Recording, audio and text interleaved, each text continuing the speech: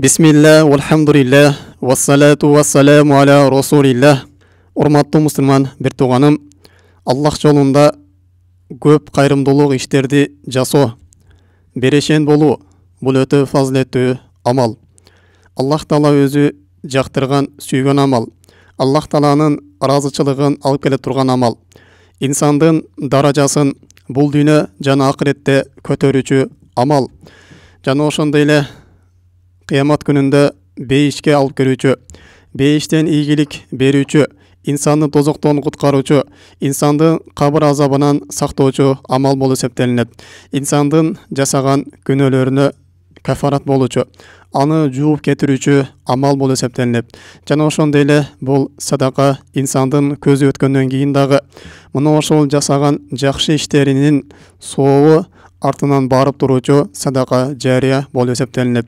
Албетте бул садака бериштикте же Аллах жолунда берешен болуп көп кайрымдуу иштерди кылыштыкта инсан эч качан сараңдык кылбаш керек. Инсан эч качан мында жалкоолук кылбаш керек. Инсан эч качан Аллах жолуна малын сарптагандан аянбаш керек. Анткени Аллах Таала жолунда кандай бир мал сатпала турган болсо, Аллах Таала мунун ордуна сөз түрдө башка нерсени кайтарып берет. Бул дүйнөдө сиздин малыңызды кайра көбөйтүп берет, же болбосо Аллах Таала кыямат күндө мунун соон эселеп берет, же ушул кылган садакаңыз себептүү Аллах Таала сизди ар кандай бале кырсыктардан алыстатып сизди сактап коет. Албетте сиздин берген садакаңыз эч качан текке кетпейт. Аллах Таала кааласа мунун баарын сизге жамдап берет. Бул дүйнөдө дагы сизге малыңызга береке берет. Жана бул дүйнөдө сизди ар кандай бале кырсыктардан сактайт. Жана акыретке барган Аллах Таала сизге эсеп кысапсыз соопторду мына ушул сиздин берген кичинекей садакаңыз себептүү. Мына ошол садакаңызда Аллах жолуна болгон сиздин берешендигиңиз, сиздин жүрөгүңүздөгү ихластуулук себептүү сизге мына ушундай үлкөн соопторду берет. Пайгамбарыбыз саллаллаху алейхи вассалам айтат: "Инналлаха каримун юхиббул курамаа." Аллах Таала берешен болгон зат дейт. Жана берешендерди жакшы көрөт. Албетте, урматтуу мусулман бир тууганым, бул биздин колубуздагы мал, мүлк, байлык, ден соолук, бунун баары Аллах Таала бизге өзүнүн берешендиги менен берген мүлк болуп эсептелинет. Эми биз ошол Аллах Таала берген байлыкты Аллахтын жолуна кайра сарптай турган болсок, Аллах Таала кайра дагы мына ошол нерсеге бизге соопторду, ажыр сыйлыктарды кайра көбөйтүп берет. Жана Аллах Таала өз малын өз жолунда иштеткендерди жакшы көрөт. Аллах Таала башка бир аятта бул берешендик, Аллах жолунда курбандык кылыштык, Аллах жолуна мал жанын сарпташтык бул чындыгы момундардын сыпат экенин баяндап, жана аларга кыямат күнүндө ийгилик болору тууралуу төмөндөгүчө баяндайт. Аллазина юминуна бил гайб. Алар момундар гайыпка ыйман келтиришет. Акыретте боло турган иштерге, жана алар көрбөстөн туруп Аллах Тааланын бар экендигине, жана периштелердин бар экендигине, жана Аллах Таала жана анын пайгамбары кабар берген эртең кыямат күнүндө боло турган бардык иштерге ыйман келтиришет. Ва юқимуна сола. Жана алар Аллах Тааладан коркуп намаздарын тургузушат дейт. Момундардын демек биринчи сыпаты алар акыретке ыйман келтиришет экен, андан кийин намаздарын бекем болот экен. Ва мимма разакунахум юнфикун. Жана алар биз рызык кылып берген нерсени башка бирөөлөргө сарпташат дейт. Аллах жолунда көп кайрымдуулук иштерди аткарышат. Ва улаика хумул муфлихун деп Аллах Таала аяттын аягында мына ушулар гана ийгиликке жетүүчү дейт. Эртең кыямат күнүндө мына ушулар тозоктон кутулуучулар, мына ушулар бейишке кирүүчү, чыныгы бейиштик адамдардын сыпаты мына ушулар деп Аллах Таала Кур'ан Каримде өзү кабар берет. Башка бир аяттарда Аллах Таала "Ва юқашуха нафсихи фаулаика хумул муфлихун."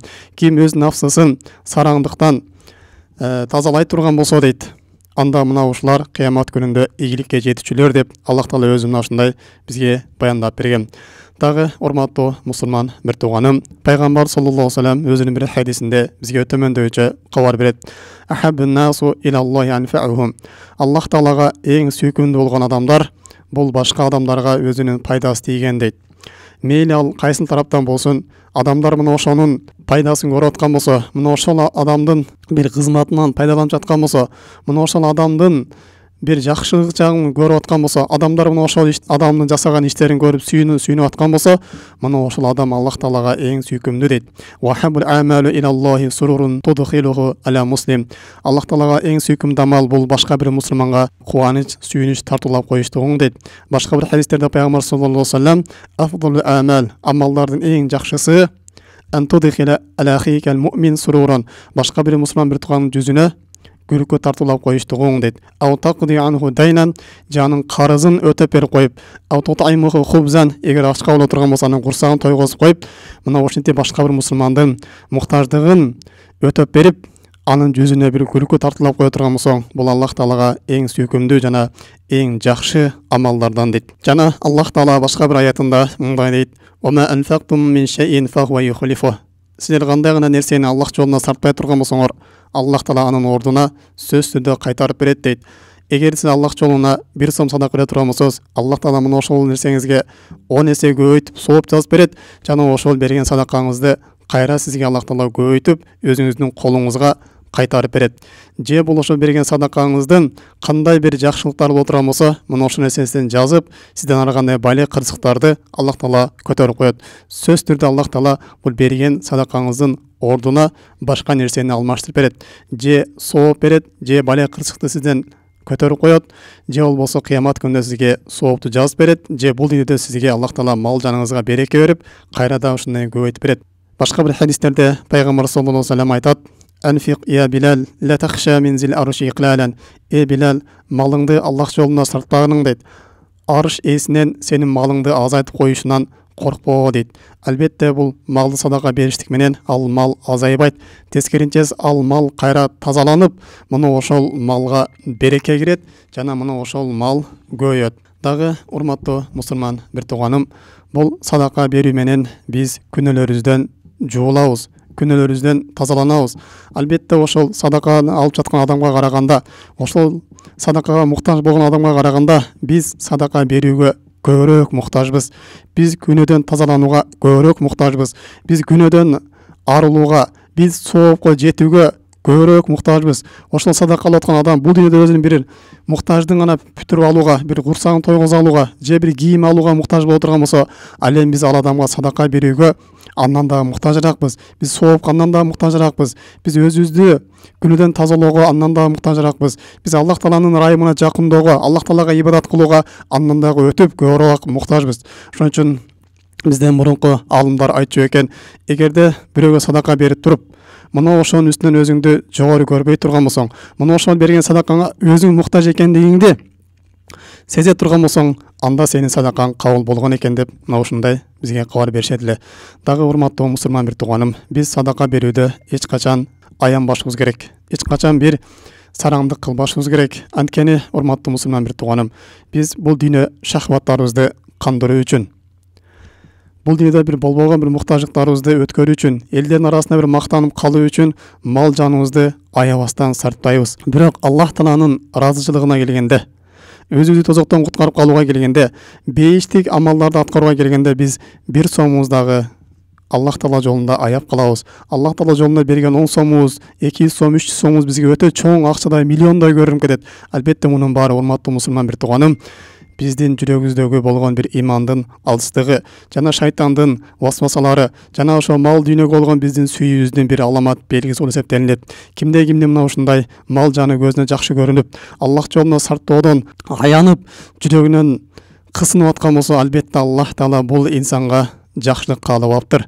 Аллах Таала бул инсандын жүрөгүн ушундай кысынычка, тарчылыкка ороп коюптур. Кимдин жүрөгү ушундай нерсеге, шухха, сараңдыкка оролгон болсо, анда бул адам кыямат күндө ийгиликке жетиши өтө оор.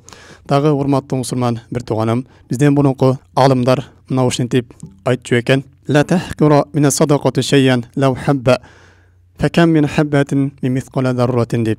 Сен Аллах жолунда кыпынчалык дейт, бир хабба, бир дан болсо дагы садака берүүдөн аянбагын дейт. Аны аз санабагын дейт. Анткени ошол хабба Аллах Таала Кур'ан Каримде эскерген: мисқала зарра, ким мисқала зарра чоң жакшы иш кыла турган болсо, мына ошол нерсенин жакшылыгын көрөт деп бизге кабар берген аяттан болуп калышы мүмкүн деп мына ушундай не айтчу экен. Дагы урматтуу мусулман бир тууганым, бизден мурунку алымдар эгерде эшигин астына ошол сурамжылап башка адамдар келе турган болсо, анда булар төмөндө сөздөрдү айтып сүйүнчү экен. Мархабан бимен жаягсилу зунуби. Кош келдиңиз, эй менин күнөөмдү жуучу адам деп. Мына ушинтип алар, ушинтип эшигин каккыла бирөө бир нерсе сурап келе турган болсо, мына ушинтип кубанып сүйүнчү экен. Анткени алар ушул садака берген кезде Аллах Таала алардын күнөөлөрүн тазалап жуушун билер эле. Пайгамбар саллаллаху алейхи ва саллям өзүнүн бир хадисинде мындай дейт: албетте садака бериштик бул тозок отун өчүрөт. Садака бериштик Аллах Тааланын ачуусун кетирет. Садака бериштик бул күнөөлөрдү төгөт деп пайгамбар саллаллаху алейхи ва саллям өзү кабар берген. Аллах Таала өзүнүн бир аятында мындай дейт: ин туqridulloha qardan hasana yud'if lakum. Эгер силер Аллах жолунда мал жаныңарды карызга бере турган болсоңор, Аллах Таала мына ошол берген садакаңарды кайра дагы силерге көбөйтүп берет деп Аллах Таала өзү кабар берет. Мана ушул аятты бизден бурун калымдар уккан кезде ажибиту миммен ябqa ma'hu malun wa huwa yasma'u qawlullohi ta'ala. Мен таң каламын дейт. Мына ушул аятты угуп туруп, бирок малыны Аллах жолуна сарттабагандардан мен таң калам деп, мына ушинтип бизден мурунку алымдар аяттарды угуп туруп, бирок ошого амал кыла албаган адамдарды көрүп алып таң калчу экен. Дагы Аллах Таала бир башка бир аятында силер жакшылыкка, бейишке жете албайсыңар, качан өзүңөр жакшы көргөн нерсени Аллах жолуна сарттамайынча деп, мына ушундай бизге кабар берген. Мына ошондуктан алымдарыбыз айтат: ас-салату туассилука иля нисфи ториqin. Намаз сени бул бейиштин жарым жолуна жеткирип коет дейт. Васауму юассилука иля бабул маликин. Алеми кармаган орозоң сени бейиштин оозуна алып барып коет, эшигине чейин алып барып коет. Васадака tudkhiluha илал маликин. Алем берген садакаң сени ошол бейишке киргизет деп бизден мурун калымдар мына ушундай айтып өтүшкөн экен. Демек, урматтуу мусулман бир тууганым, бул биздин колубуздагы мал мүлк аманат гана. Аллах Таала мына ошол мал мүлктү бизге сыноо үчүн берген. Ким ошол малынан закатын берип, мына ошол малынан садака берип, Аллах жолуна көп кайрымдуулук иштерди кылып, эртең кыямат күнүндө Аллах Тааланын ыраазычылыгын таап бейишке кирип алат.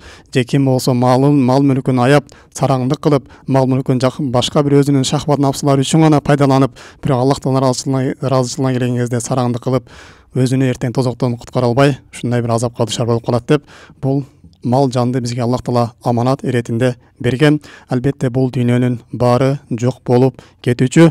Алем ким жакшы сооптор жасап кала турган болсо, мына ошол сооптор түбөлүктүү калучу. Субханакаллахумма бихамдик, ашхаду ан ла илаха илля анта, астагфирука ва атубу илейк. Ассаламу алейкум ва рахматуллахи ва баракатух.